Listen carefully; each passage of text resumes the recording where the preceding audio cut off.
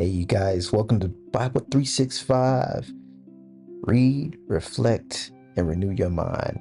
So, we're going to read our three passages for today, day 19, catching up. And I'm vacation mode right now, so yeah, we're very comfy right now. I got a baby right here who needs love. Oh, oh my goodness. Oh my goodness. Okay. All right, there you go. All right, so yeah, he's joining me from bed. I don't know if I can be able to talk loud, but you know how life is. You just gotta roll with the punches. Okay, let's read this. Psalms chapter 11 for the chief musician by David. I'll make it a little closer here. For the chief musician by David. In Yahweh I take refuge. How can you say to my soul, flee as a bird to your mountain? For behold, the wicked bend their bows. They set their arrows on the strings, that they may shoot in darkness at the upright in heart. If the foundations are destroyed, what can the righteous do? Yahweh is in his holy temple. Yahweh is on his throne in heaven.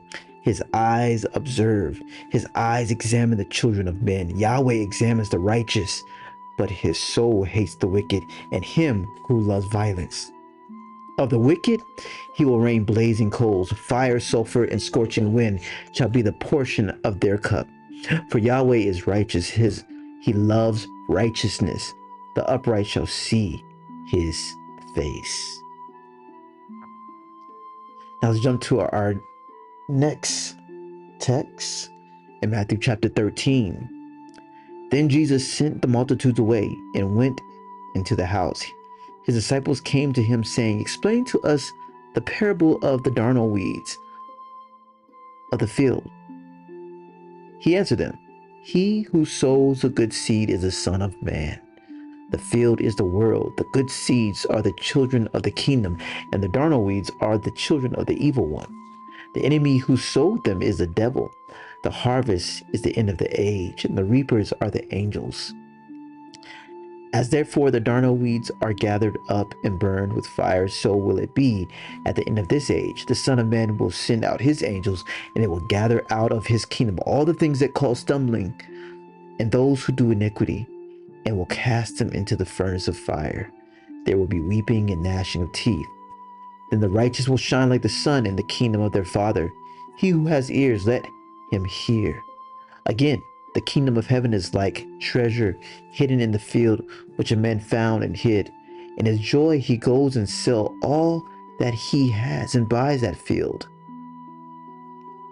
Again, the kingdom of heaven is like a man who is a merchant seeking fine pearls, who, having found one pearl of great price, he went and sold all that he had and bought it. Again, the kingdom of heaven is like a dragnet that was cast into the sea and gathered some fish of every kind, which, when it was filled, fishermen drew up on the beach. They sat down and gathered the good into containers, but the bad they threw away. So it will be in the end of the world. The angels will come and separate the wicked from among the righteous. We have a footnote here. It says, or end of the age. Verse 49. Verse 51. Oh, let me read verse 50 first. And will cast them into the furnace of fire. There will be weeping and gnashing of teeth. Verse 51 says, Jesus said to them, have you understood all these things? They answered him, yes, Lord. He said to them, therefore, every scribe who has been made a disciple in the kingdom of heaven is like a man who is a householder, who brings out of his treasure new and old things. When Jesus had finished these parables, he departed from there, coming into his own country. He taught them in their synagogue, so that they were astonished and said, where did this man get this wisdom and these mighty works? Isn't this the carpenter's son? Isn't his mother called Mary, and his brothers James, I'm used to saying Joseph, James, that looks like Jose, Joseph, Simon, and Judas? And let's look at that footnote real quick. And it says in there, it says for 1355, it says Judah. It says, isn't this the carpenter's sons? Isn't his mother called Mary and his brothers James, Joseph, Simon, and Judas? Or Judah? Okay. Aren't all his sisters with us? Where did this man get all these things? They were offended by him. But Jesus said to them, a prophet is not without honor except in his own country and in his own house. He didn't do many mighty works there because of their unbelief. Man, I tell you, unbelief can stop God from working in your life. It's just good to believe. You need Genesis 38. I want to say more about that right now, but I know I got to go to sleep. Oh man, we're going to continue this in the morning. But let's go to Genesis 38, verse 1. At that time, Judah went down from his brothers and visited a certain Adullamite, whose name was Hira. There, Judah saw the daughter of a certain Canaanite man named Shua. He took her and went into her, basically slept with her. She conceived and bore a son, and he named him She conceived again and bore a son, and she named him Onan. She yet again bore a son and named him Shelah. He was a Chizib. It sounds like a cheese nip. He was a Chizib when she bore him. Which, look that up. Look up what a Chizib is. A Chezib. Judah took a wife for his firstborn, and her name was Tamar. I'm sorry. I totally misread that. He was at Chizib when she bore him. He was at Chizib. I don't know why I read that like that, but it was pretty funny. Verse 6, Judah took a wife for his firstborn, and her name was Tamar. Judah's firstborn, was wicked in Yahweh's sight, so Yahweh killed him. Judah said to Onan, go into your brother's wife, basically sleep with your brother's wife, and perform the duty of a husband brother to her. You're like a brother-in-law. That's what the brother-in-laws used to do. Wow. Or brother, next brother in line. That's crazy. And raise up offspring for your brother. Onan knew that the offspring would be his, and when he went into his brother's wife, he spilled his semen on the ground. Oh, this is rated X. Lest he should give offspring to his brother.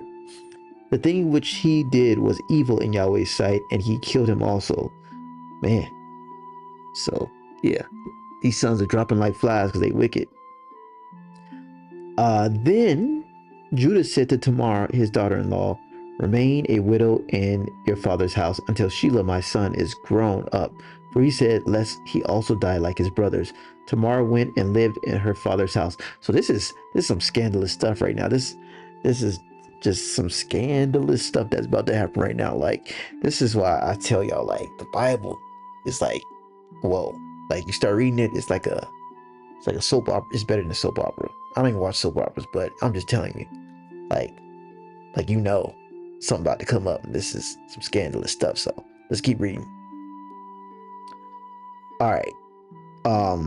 Verse 12. After many days, Shua's daughter, the wife of Judah, died.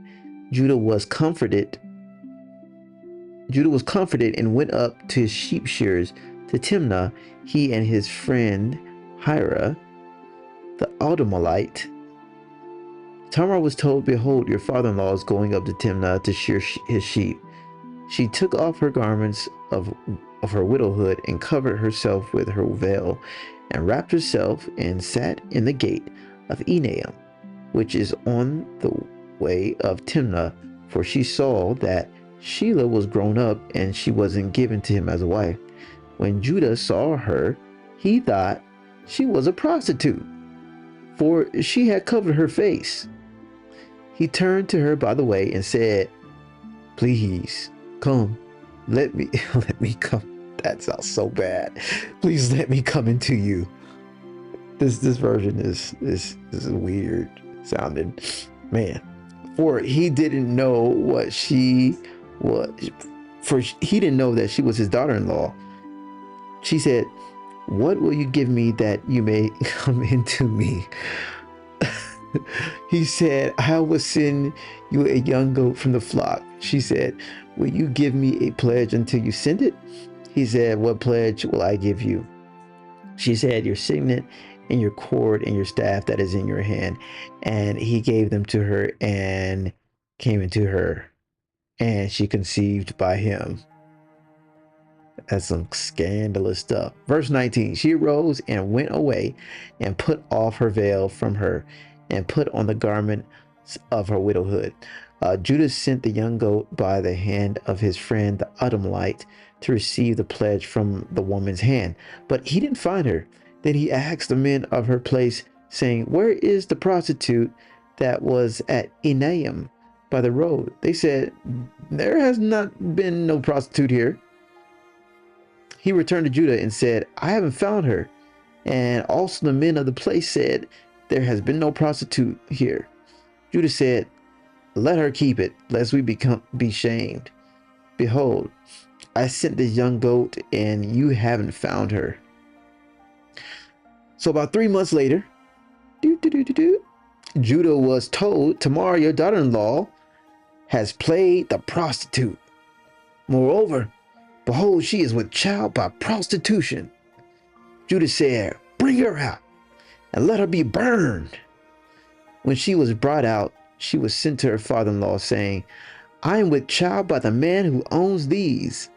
She also said, "Please discern whose these are, the signet and the cords and the staff." Judah,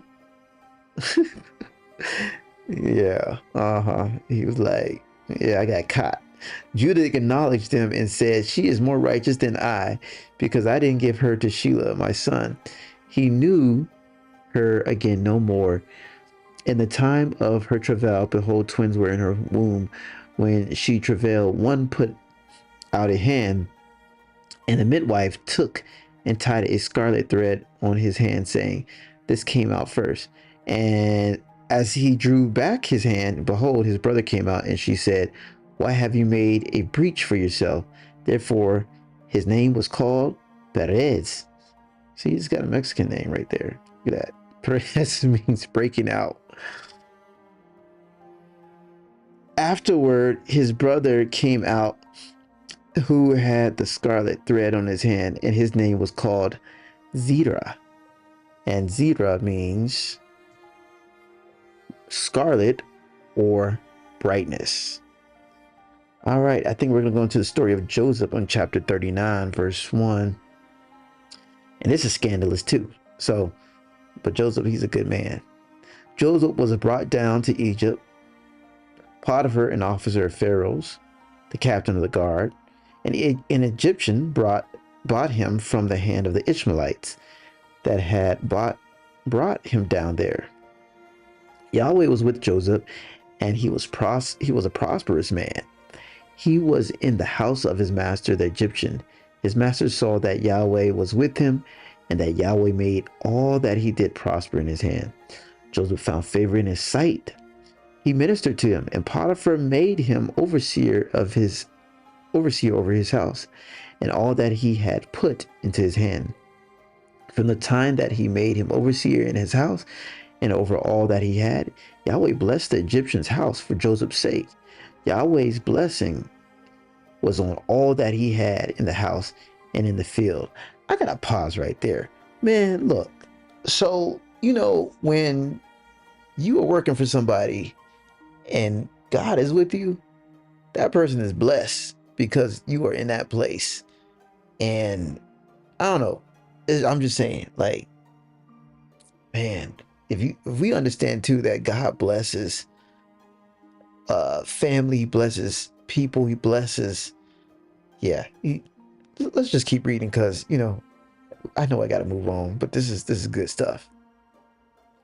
So Yahweh's blessing was on all that he had in the house and in the field. Verse 6, he left all that he had in Joseph's hand. He didn't concern himself with anything except for the food which he ate. Joseph was well built and handsome. He was a good looking man. Verse 7. After these things, his master's wife set her eyes on Joseph and said, lie with me. But he refused and said to his master's wife, behold, my master doesn't know what is with me in the house, and he has put all that he has into my hand. No one is greater in this house than I am, and he has not kept anything back from me but you, because you are his wife. How then can I do this great wickedness and sin against God? As she spoke to Joseph day by day, he didn't listen to her to sleep with her or be with her. About this time, he went into the house to do his work, and there were none of the men of the house inside. Oh man.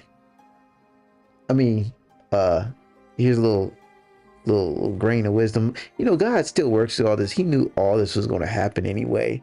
But I mean, I think that was the Billy Graham rule or something. Just don't be with a female or opposite sex alone. And yeah, that's something that I honestly have not always done in the past, and came back and bit me in the butt. But I think it's good to observe this lesson right here. Try not to be, as much as possible, with the opposite sex alone. Always have someone with you. That's why it's good to have another guy, another girl, or something, you know. But God still is getting the glory out of this, even through this mishap. We know how the story goes. So she caught him by his garment, saying, lie with me. He left his garment in her hand and ran outside. When she saw that he had left his garment in her hand and had run outside, she called to the men of her house and spoke to them, saying, behold, he has brought a Hebrew in to mock us. He came in here to sleep with me, and I cried with a loud voice. When he heard that I lifted up my voice and cried, he left his garments by me and ran outside. She laid up his garment by her until his master came home. She spoke to him according to these words, saying, the Hebrew servant whom you have brought to us came into me to mock me. And as I lifted up my voice and cried, he left his garment by me and ran outside.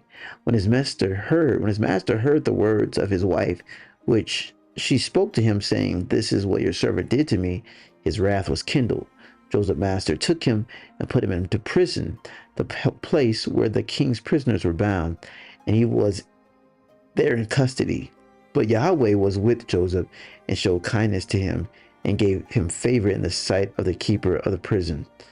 The keeper of the prison committed to Joseph's hand all the prisoners who were in the prison.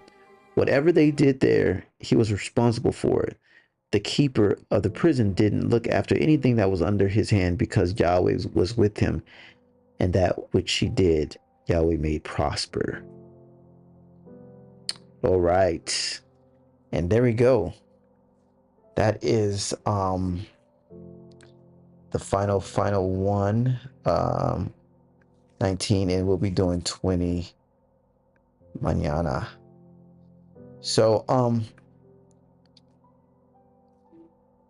it's just amazing just to realize that no matter what circumstances that you're in, that God will be with you. And because God is with you, he will make things prosper.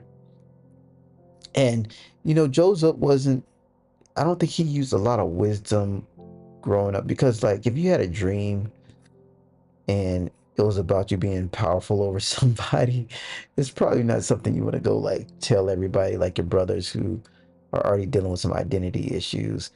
And so they're like, oh, you think you're gonna rule over us? Oh, we're gonna show you who you gonna be ruling over. We're gonna show you something. And so he was very naive, very innocent, very just like, you know, very trusting. And I think even with, you know, Potiphar's wife, he just had a very pure heart, because he's like, I'm not going to sin against God. I'm not going to do that to my master.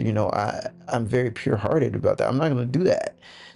And, just him not paying attention that he was in the house by himself with this master wife led him to the dungeon, led him to the prison. But, you know, I found myself being naive at times and you know, just trusting people and doing in that place before. And, uh, I think times I have gotten taken advantage of and, lied on as well, and all this other stuff. I mean, that stuff happens, but I can truly say that God still has blessed me through it all. God still has given me just a beautiful life. And uh but going forward, I think, yeah, the older you get, the wiser you get about how you handle stuff, how you handle money, how you handle relationships, how you handle all that stuff, because you know you got to have love, but then you really got to have wisdom as well. And wisdom is that key part of just, saying, I love you, but that ain't right. I'm not going to put my head in that blender. I'm not going to put my head right there. That's just stupid, you know. And God gives us increased vision as we walk with him more and more. So learning that, taking step by step, and I think just reading the Bible and being able to um, just glean from this is great. All right, so it is super late. I think I'm gonna get like 3 hours of sleep, because we're gonna be getting up early again, and I have not set a date for or time and date for when we're gonna be doing this next Bible reading. But it's gonna be somewhere in the morning, around like probably like 6 or something like that. No, earlier, probably like 5. We'll probably do some breakfast and we'll be doing this at the same time. Um, but yeah, thanks for joining again. This is Bible 365. Read, reflect, and renew your mind. Peace out, y'all.